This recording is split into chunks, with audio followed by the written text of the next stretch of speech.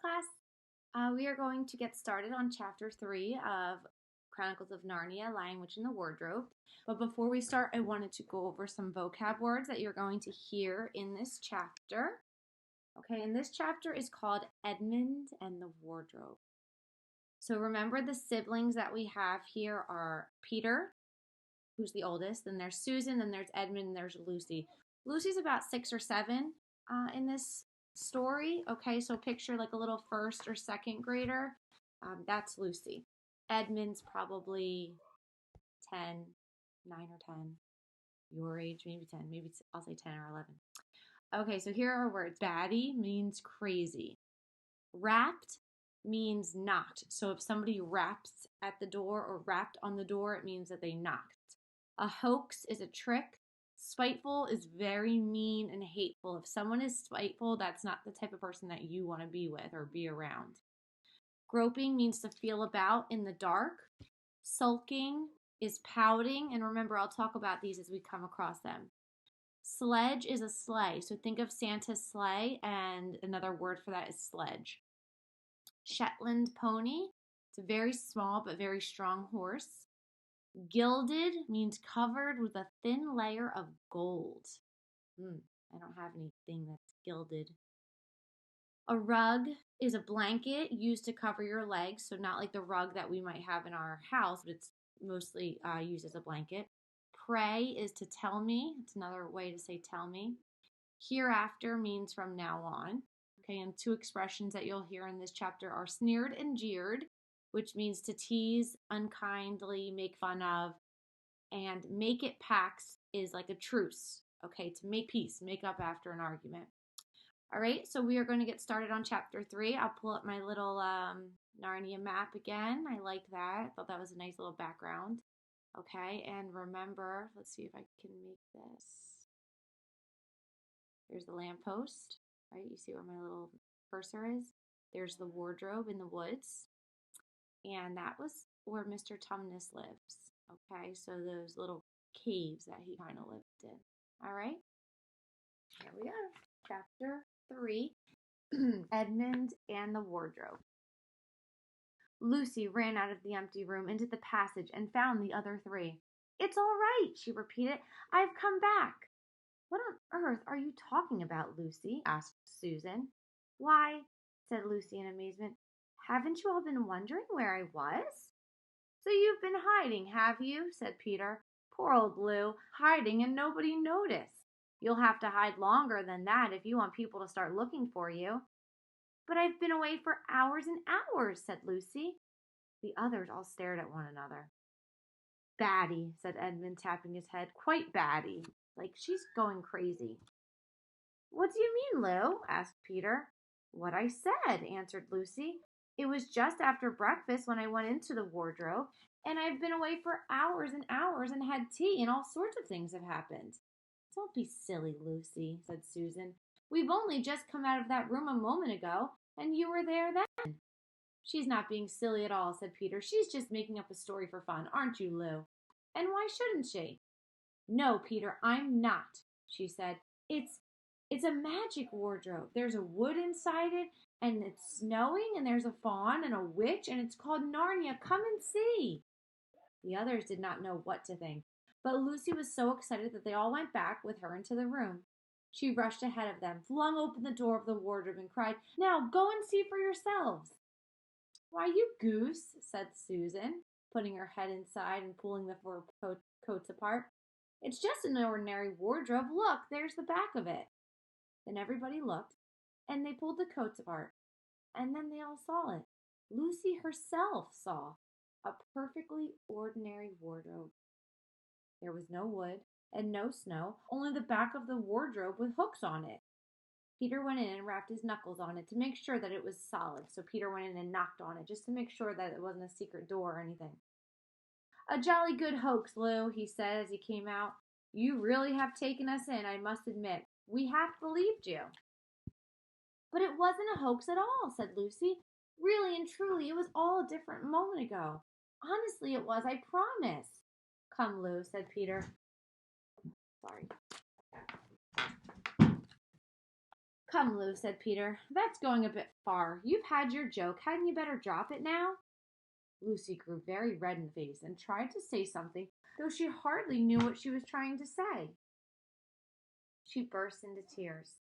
For the next few days she was very miserable. She could have made it up with the others quite easily at any moment if she could have brought herself to say that the whole thing was only a story made up for fun.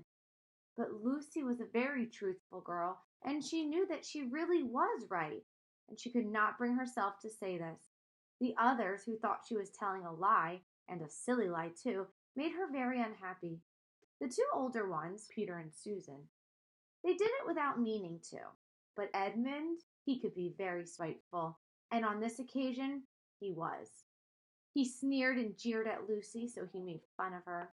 And he kept on asking her if she'd found any other new countries in other cupboards all over the house. What made it worse was that these days ought to have been delightful. The weather was fine and they were outdoors from morning to night, bathing, fishing, climbing trees, lying in the heather. But Lucy could not enjoy any of it. And so things went on until the next wet day. That day, when it came to the afternoon and there was still no sign of a break in the weather, they decided to play hide and seek. Susan was it, and as soon as the others scattered to hide, Lucy went to the room where the wardrobe was.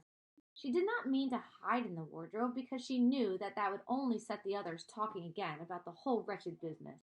But she did want to have one more look inside, for by this time she was beginning to wonder herself whether Narnia and the Fawn had been a dream. The house was so large and complicated and full of hiding places that she thought she would have time to have one look in the wardrobe and then hide somewhere else. But as soon as she reached it, she heard steps in the passage outside, and then there was nothing for her to do except jump into the wardrobe and hold the door closed behind her. She did not shut it properly because she knew that it is very silly to shut oneself in a wardrobe, even if it's not a magic one. Now the steps she had heard were those of Edmund, and he came into the room just in time to see Lucy vanishing into the wardrobe.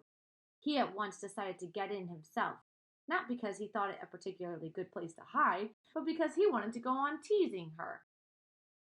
He opened the door, and there were coats hanging up as usual, and the smell of mothballs, and darkness and silence, and no sign of Lucy. She thinks I'm Susan to come catch her, said Edmund to himself, and she's keeping very quiet in the back. So he jumped in, and he shut the door, forgetting what a very foolish thing this is to do.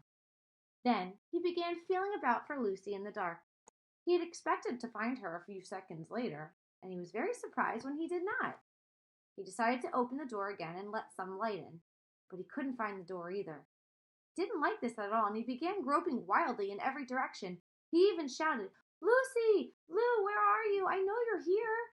There was no answer, and Edmund noticed that his own voice had a curious sound, not the sound you expect in a cupboard, but a kind of open air sound. He also noticed that he was unexpectedly cold, and then he saw a light. "Oh, thank goodness," said Edmund. "The door must have swung open on its own accord." He forgot all about Lucy and went toward the light, which he thought was the open door of the wardrobe. But instead of finding himself stepping out into the spare room, he found himself stepping out into the shadow of some thick, dark fir trees in an open place in the middle of a wood. That's like when they say the middle of a wood, they mean a forest. There was crisp, dry snow under his feet, and more snow lying on the branches of the trees. Overhead there was a pale blue sky, the sort of sky one sees on a fine winter day in the morning.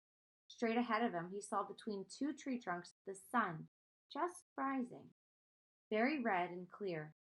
Everything was perfectly still, as if he were the only living creature in that country. There was not even a robin or a squirrel among the trees, and the wood stretched as far as he could see in every direction. He shivered. He now remembered that he had been looking for Lucy, and also how unpleasant he had been to her about her imaginary country, which now turned out not to have been imaginary at all. He thought that she must be somewhere quite close, so he shouted, "Lucy, Lucy, I'm here too! It's Edmund!" There was no answer. "She's angry about all the things I've been saying lately," thought Edmund. And though he did not like to admit that he had been wrong, he also did not like to be alone in this strange, cold, quiet place. So he shouted again, "I say, Lou, I'm so sorry I didn't believe you. I see now that you were right all along. Do come out, please, make it, Pax." So he's saying, let's come to a truce, right? Let's be friends again. There was still no answer. Just like a girl, said Edmund to himself, sulking somewhere and won't accept an apology. He looked round him again and decided he did not much like this place and had almost made up his mind to go home when he heard, very far off in the wood, a sound of bells. He listened, and the sound came nearer and nearer, and at last there swept into sight a sledge, or a sleigh, drawn by two reindeer. The reindeer were about the size of Shetland ponies, and their hair was so white that even the snow hardly looked white compared with them. Their branching horns were gilded, so they were gilded, which means coated in gold, and they shone like something on fire when the sunrise caught them. Their harness was of scarlet leather and covered with bells. On the sledge, driving the reindeer, sat a fat dwarf who had been about 3 feet high if he had been standing. He was dressed in polar bear's fur, and on his head he wore a red hood with a long gold tassel hanging down from its point. His huge beard covered his knees and served him instead of a rug. But behind him, on a much higher seat in the middle of the sledge, sat a very different person, a great lady, taller than any woman Edmund had ever seen. She also was covered in white fur up to her throat, and held a long, straight golden wand in her right hand. She wore a golden crown on her head. Her face was white, not merely pale, but white like snow or paper or icing sugar, except for her very red mouth. It was a beautiful face in other respects, but proud and cold and stern. The sledge was a fine sight as it came sweeping toward Edmund with the bells jingling and the dwarf cracking his whip and snow flying up on each side of it. "Stop," said the lady, and the dwarf pulled the reindeer up so sharp that they almost sat down. Then they recovered themselves and stood champing their bits and blowing. In the frosty air, the breath coming out of their nostrils looked like smoke. "And what, pray you, are you?" said the lady, looking hard at Edmund. My name is Edmund," said Edmund rather awkwardly. He did not like the way she looked at him. The lady frowned. "Is that how you address a queen?" she asked, looking sterner than ever, so kind of looking at him in a mean, cold way. "Oh, I beg your pardon, your majesty. I didn't know," said Edmund. "Not know the Queen of Narnia?" cried she. "Ha! You shall know us better hereafter. But I repeat, what are you?" "Please, your majesty," said Edmund, "I don't know what you mean. I'm at school. At least I was. It's the holiday now." And that's the end of chapter 3.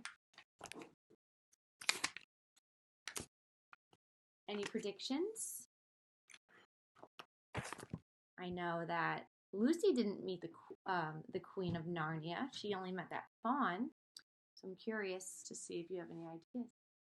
All right, we're going to stop there, and we will pick up next time. Bye.